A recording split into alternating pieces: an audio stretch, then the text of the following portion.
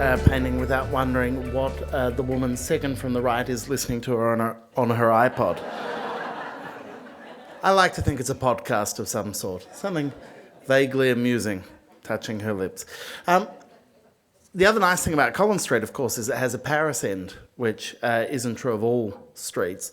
And there was some speculation recently about this stretch of Collins Street down into Docklands and what that end should be referred to as.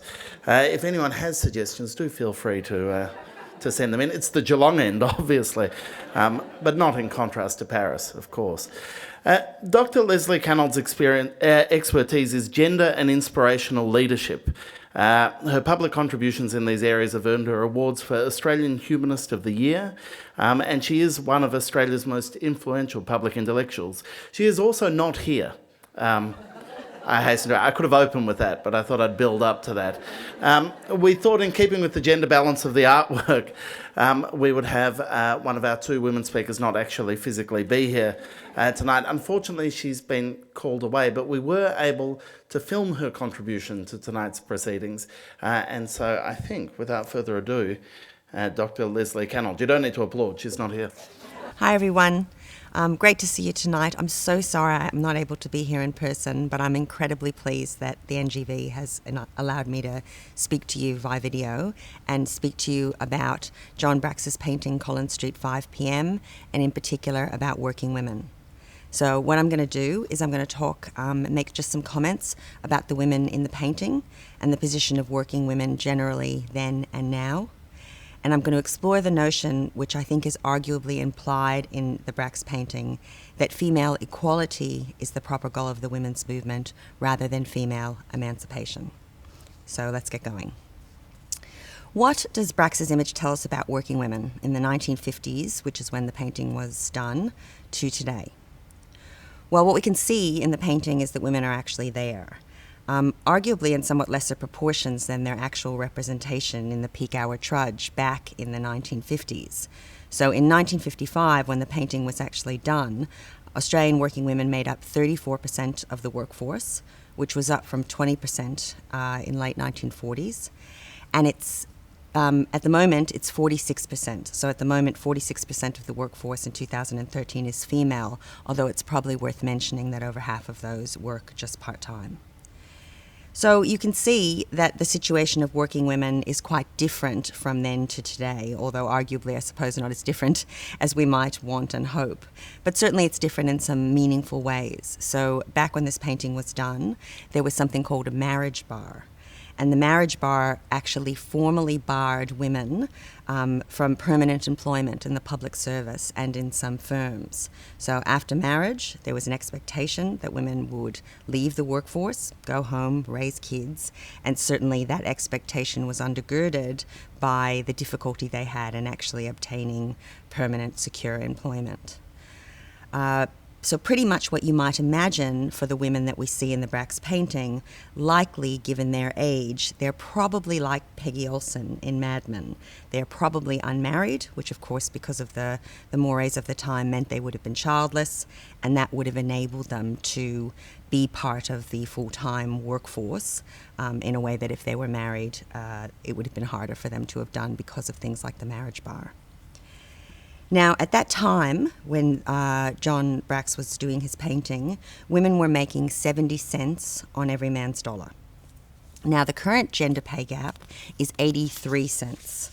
So, as you can tell, it's better. So obviously it's better that women are making 83 cents on every man's dollar for the same work than 70 cents. But it's probably surprising to many people that it isn't more of an improvement. And indeed, there was actually a recent report that said that if we continued at the very, very slow pace we're at in terms of actually achieving equity for women in terms of pay, it's going to take us another 75 years before women are actually being paid for equal work, the same as men, which is quite extraordinary, I think. Now, the other thing we can think about in terms of women in work at that time is the idea of Rosie the Riveter. So some of you may have heard of Rosie the Riveter. She was kind of a typical figure of a woman who was working outside of the home in a non-traditional employment capacity. So during the Second World War, and of course that's right before John Brack's painting is happening, so we're talking about the 1940s, married women were induced very much by patriotic rhetoric, but also manpower regulations to undertake paid employment outside the home. And that was in all situations except where they had primary responsibilities for kids or other relatives. So they were also being encouraged at that time to enter non-traditional employment. So that's where Rosie the Riveter kind of came along as a figure for inspiring women to enter areas of employment that traditionally had been very male-dominated. But interestingly, they were warned. They were warned that the minute the war was over, and of course, by the time you get to 1955, the war was over, they were warned that once the men came home, they were going to be expected to go back home. So governments and trade unions were repeatedly stressing the imperative for them to go out into the workforce and be patriotic and do their duty, and then when the men came home, for them to quietly go back home so that society could resume its sexist shape, just as it had been before. And so we had people like E.C. McGrath, who was the Federal Secretary of the Printing Industry Employees Union in 1943, saying that a belief which any woman may hold that she will be able to retain her industrial position is likely to bring unfortunate disillusionment to her. So what does all that tell us about equity as an objective of women in the women's movement in the 1950s and today? And basically the question I want to pursue is, should the feminist movement really be about equality, or should it be about emancipation? What is the proper objective of the women's movement, equality or emancipation? So one of the things we can definitely conclude, I think, is that equality of opportunity was really a pipe dream for women in the 1950s. Democratic notions of equality of men were actually really talking about men. Equality was definitely a moral value. We saw value in it. We talked about equality, and there was, of course, the idea of one person, one vote, which was at the time expressed as one man, one vote. But certainly there was a reality that made clear that women weren't really included fully in that kind of promise about equality. And really what you could argue there is that women just weren't seen as deserving of equality.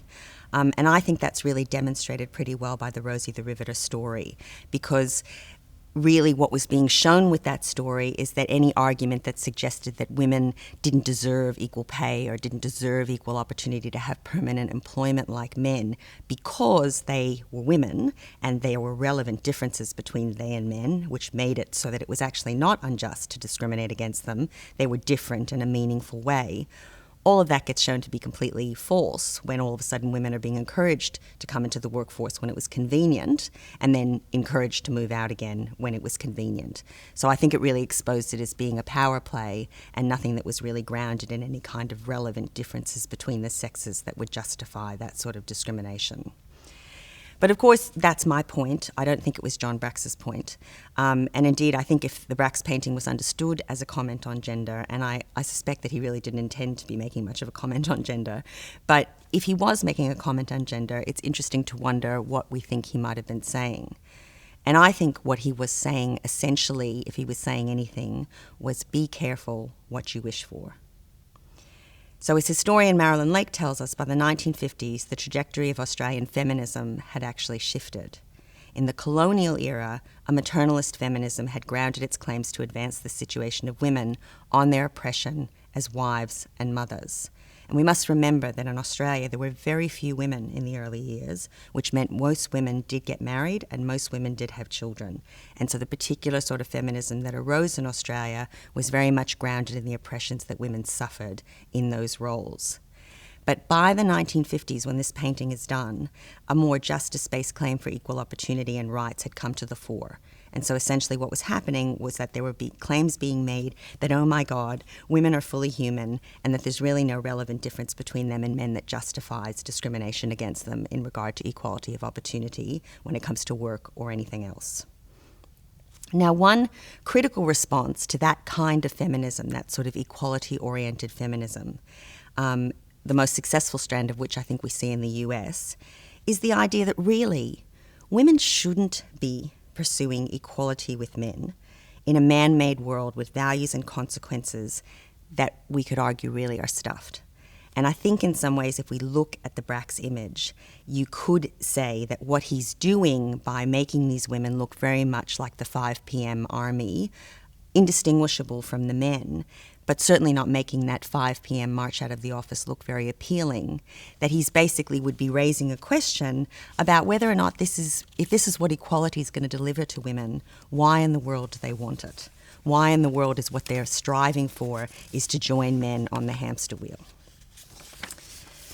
So the idea there would be that really what women should be seeking is not to join men on the hamster wheel. They should be seeking emancipation. They should not be wanting to join men, but to end the terrible games that men play, and that only by challenging man-made goals can the world be changed for the better for both men and women. And of course, I think that's a hard argument not to agree with, until we realize that sometimes buried beneath such claims are assertions about the essential differences and superiority of women over men. So you've probably heard some of these claims. Women are more cooperative than men, women are less violent than men. So essentially what happens there is that we get this traditional binary that we're familiar with. Men are one thing, women are another thing, and men are better than women, and therefore that's why men get opportunities that women don't. And you see just a flipping of that. Men are different to women, men are from Mars, women are from Venus, but Venus is actually the better place. And therefore what we need to do is reverse the world we've got and start elevating and privileging females over men. Now, I just think there's no evidence base for that. I think it's extraordinarily unhelpful. So I don't think that any kind of discussion about emancipation that's underwritten by that sort of essentialist ideas really can stand. So what I would say then is I think the question we then need to ask is there a way that we can look at that emancipatory notion of feminism, that we can look towards an idea of the women's movement being something that tries to talk about the end of the hamster wheel and not joining men on it without buying into that kind of essentialism? And of course, the answer I've got to that question is whether or not it can be done is way too complex for me to now begin here, because my 10 minutes is well and truly over. So all I can really do is gesture at an answer to that and then invite the NGV and the Wheeler Centre to get me back at another time and talk about it more fully. And basically the gesturing looks like this. Gender inequality is unjust, unfair and wrong because in Australian society we rightly value equality between people, regardless of their gender, their race and every other sort of non-relevant characteristic. There are no relevant differences between women and men that justify the reduced life chances and experiences of the female half of the population. The proper goal of a women's movement, any women's movement, all women's movements, is to fight for gender equality everywhere on the grounds that there are no relevant differences and therefore sexism is unjustified. But changing the world is different. Changing the world is a separate political objective that can be embraced by both men and women and should be embraced by both men and women. We can definitely do better. For both these reasons, it requires a separate political movement made up of both women and men, a separate, emancipatory political movement in which women and men work together to name our collective oppressions and fashion a solution that liberates us all. Thanks very much for listening. Bye.